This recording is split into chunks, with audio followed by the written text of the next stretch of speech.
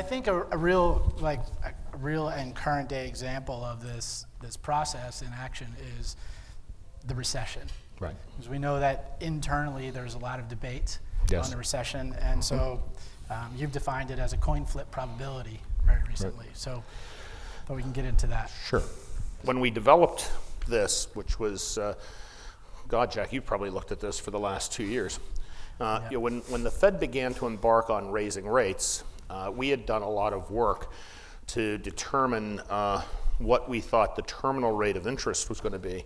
And we did it back in 2013 when Bernanke began to talk about the ending of quantitative easing. And so the question we asked ourselves was, you know, what will the terminal rate be?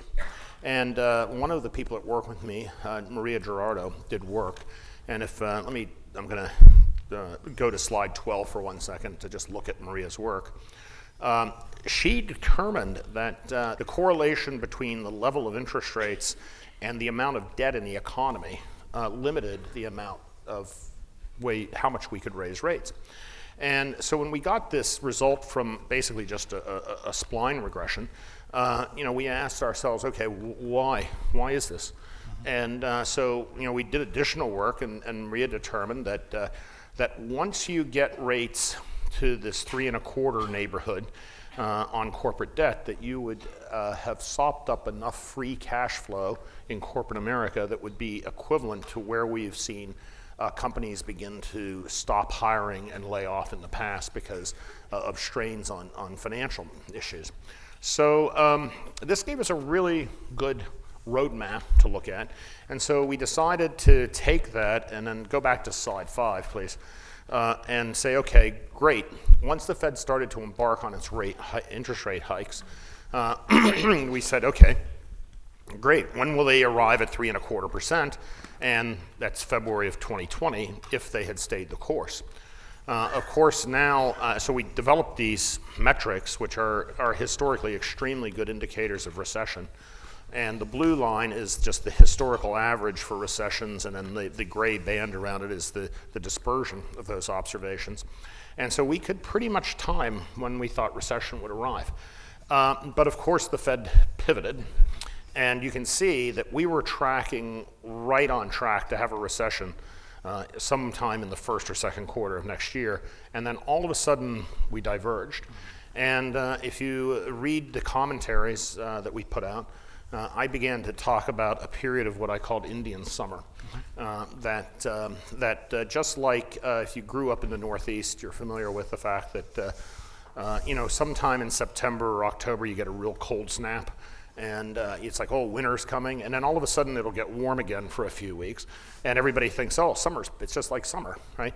And so you know, Indian summer is something that comes late in the year, and it also is relatively short-lived. So, you know, we really faced a dilemma at this point in what we should do.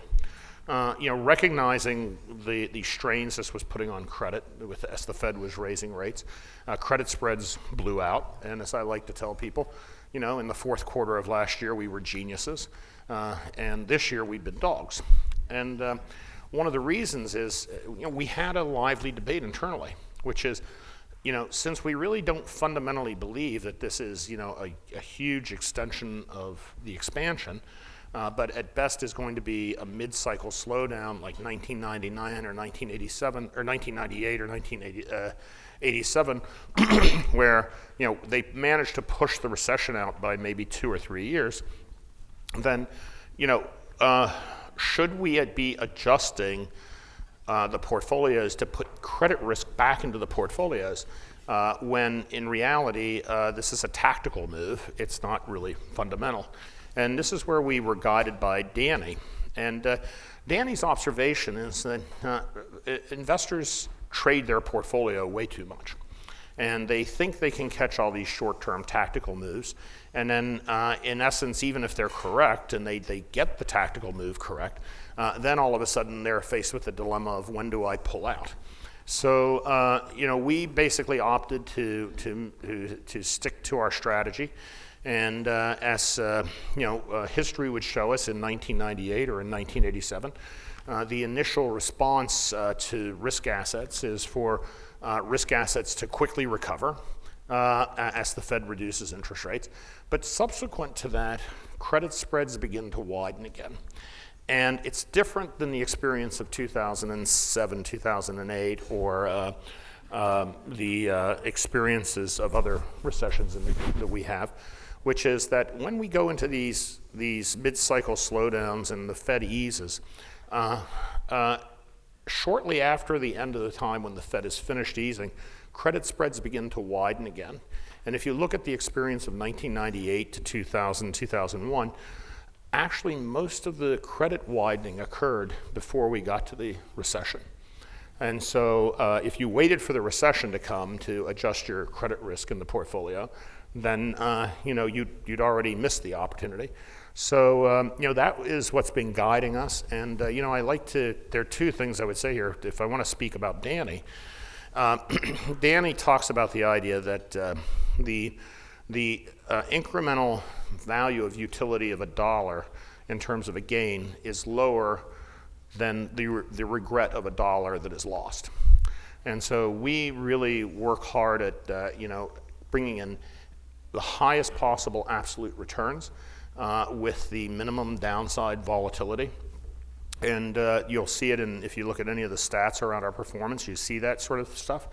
But I also sometimes just refer to the great investor Baron von Rothschild, who once when asked what was the secret of his great wealth, he said, "I sold early." Right?